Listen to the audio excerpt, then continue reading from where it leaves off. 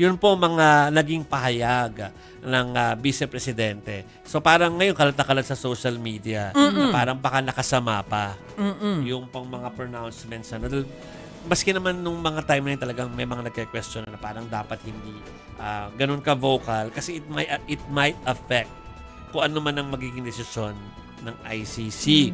At saka yung parang sinabi niya pa na uuwi niya sa Davao. Parang gusto sa Davao. Yes. Dapat kasi sa host country lang magsistay sana parang may balak puntang Davao. So mabuti pa, kausapin natin yun pong nagsabi, actually hindi lang nagsabi, meron siyang payo noon pa man dito sa kampo ng mga Duterte at sinasabi niya na baka mag-backfire yung mga sinabi ginagawa. Niya yan dito sa show natin. Sinabi niya yan. So, mabuti na siya'y kausapin natin kasi parang yung sinabi niya nagkatotoo tuloy. Oo nga. Let's welcome back sa ating programa si ICC Assistant to Counsel, Attorney Cristina Conti. Welcome back, Attorney Conti. Good evening, Attorney. Hello po. Yun na nga, Attorney Conti, nagkatotoo na, nag-backfire kasi hindi nag-ingat sa state. Sinabi niya mag-ingat sa mga statement. Hindi sila nag-ingat. So, ayan, na-consider tuloy talaga yung mga sinabi nila sa naging desisyon. Oo isang punto yung wala silang GC na iba-iba yung sinasabi nila. Ibang punto pa yung why did they speak at all? Malinaw na malinaw yan sa ICC na wag sanang pag-usapan yung mismong kumbaga meat nung substansya ng mga kaganapan. Pwede kang mag-comment, pwede kang magsalita patungkol dun sa ano ba yung proseso. Pero yung halos awayin na nila yung ICC nun At lahat ng posibleng kumbaga maging involved dun sa kaso, potential witnesses, victims even, tinarget nila, ayan tuloy. Yeah. The first rule in the ICC is really not to speak about the case or the merits of the case. You can explain, but you should not, kumbaga, turn the judicial proceedings into a court of public opinion. Follow up ako dyan, Attorney Conti, dahil meron din doon sa advisory na binigay sa amin dito, parang lumalabas din na may portion doon na sinabi na the ICC also said that Duterte's political influence, extensive network in the Philippines, and continued support, including that of his daughter, increased the likelihood that he could hindi ko alam yung tamang term. Abscond. What's that? What does that mean? Pero anyway, kayo lang kapaliwanag. Tumakas. Okay. So, Attorney Conti, alam natin na aside from the Vice President having mga ganong klaseng na nasabi mga ganong salita, nakita rin natin na sa mga halls of power like the Senate, may mga resolusyon o kaya may mga nag-speech ng ilang araw in support of the president. Hindi kaya ito yung nabasa rin ng ICC bilang may suporta talaga. May influensya pa rin. Nagbotohan Oo. Yes. Pero una, ino-note ko na itong decision ay September 26 pa. So 2 weeks ago pa ito. Kaya as to the exact yung Senate resolution, kasi chine-check ko nga ngayon parang nung 30 yun kumbaga last week lang. Ito 2 weeks ago pa. Yeah. Kaya palagi ko hindi umabot yung mismong Senate Resolution 144. Pero mauulinigan mo na kasi even without this 144, meron na nung Senate Senate inquiry into the abduction of Duterte, yung kay Senator Amy. Palagi ko yun pa yung mas na reference nitong desisyon. Ang punto kasi ng pag sinasabi mo, ay abducted ako, hindi mo kinikilala yung legitimacy ng proceedings. Yeah. Kaya nakailang beses yung sinasabi na pag sinasabi ni Duterte na kinidnap ako o illegal yung proceedings, that kind of hurts the proceedings. Hindi naman yung na-hurt yung feelings, pero it derails the proceedings na parang, ano ba talaga? Tinatanggap po ba itong proceedings na ito o hindi? Pero tama rin naman nga na yung ano tawag dito, yung pagpirma nila at saka yung pag-decide nila sa plenary ay nangyari lang nung last week pero na-file ito way in advance nangungulit nga sila na dapat ma-plenaryo, di ba? So baka nga may effect. Anyway, pero kung ano man, the Senate has long been, kumbaga, a bastion of, playground for Duterte supporters. Hindi lang yung 144 ang example niyan. Marami pang iba.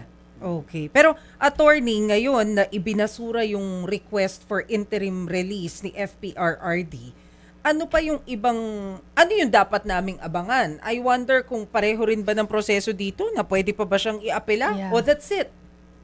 Pwede pang iapela. At sinabi nga kanina ni Nicholas Kaufman, nag-apela na siya.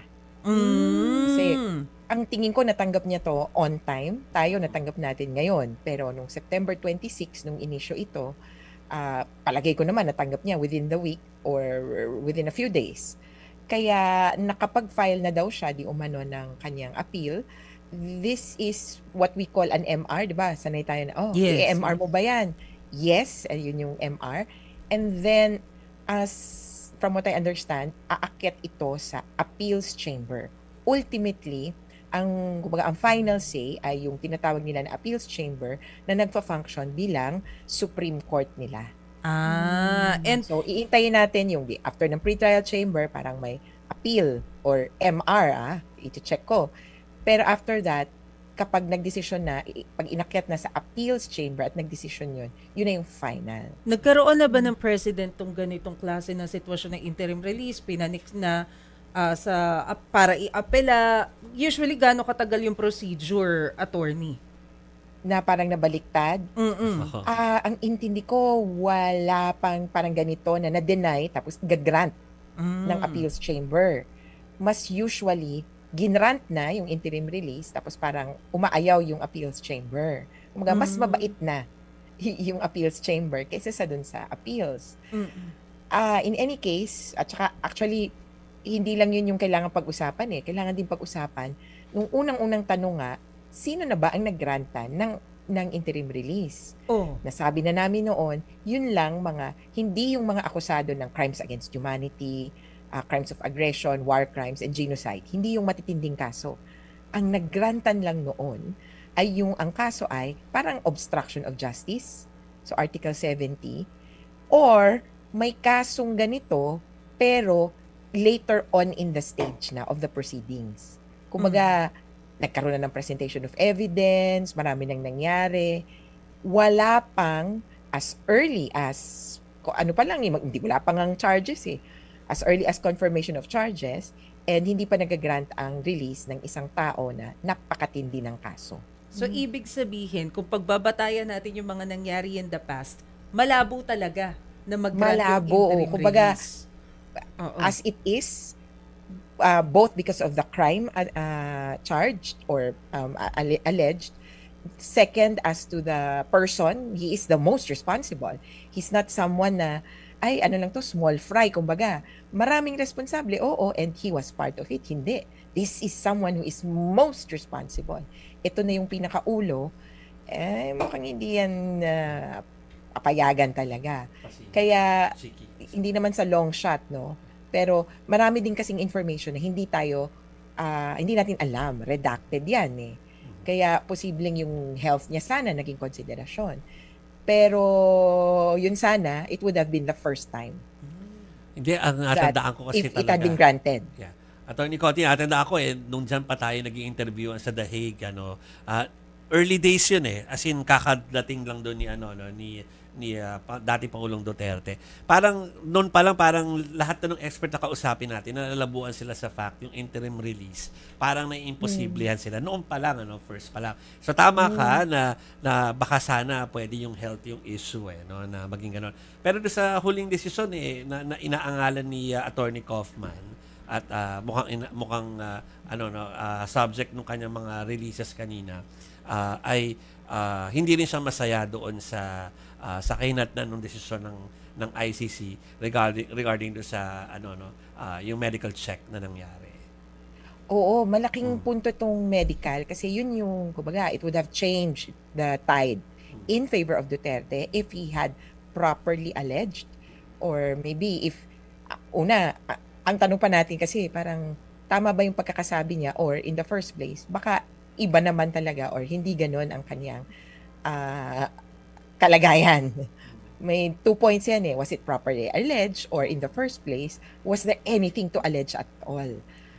inaaral pa namin kasi sa ngayon nga nasa punto na ng pag-appoint ng expert o sa ibang issue naman to sa pag-appoint ng expert na medical, so neuropsychologist ba or neuropsychiatrist. Nagtatanong pa nga sila, kailangan ba natin kumuha ng expert na para sa matatanda, yung parang gerontologist. That is for the determination of the medical situation of Duterte. Hopefully, mas magkalinaw yon, pero sa ibang issue na yon. Yun naman ay dun sa fitness to stand trial or the adjournment request of the defense. Pero sa ngayon, kung ang tanong ay, is he, kumbaga, sick enough or kumbaga, kailangan ba niyang lumabas for health reasons or humanitarian reasons? Sabi ng ICC, hindi naman. Sa ngayon, yes. Sa Okay ngayon. na, natanong na lahat. Anong dalawa? Oo. Hindi, I mean, what's next, di ba? Yeah, Actually, what's yun ang next? ano no, dahil alam natin na dapat nung September pa naganap oo. lahat Naurong ito. ng naurong. Aantayin November ba, Yeah. attorney, yung expert para magsabi na fit to stand trial? If it's fit to stand trial, magsisimula na yung confirmation of charges. Ganun na lang po ba?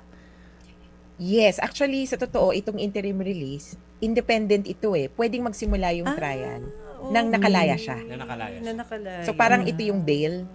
Kaya para sa amin, Mm. sa totoo, ito yung pinakamalaking banta kasi uuwi, ganun ang banta eh.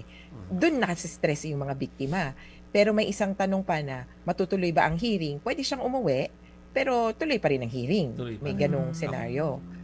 So kung ngayong hindi siya makakauwi, ang susunod na tanong, matutuloy ba ang trial?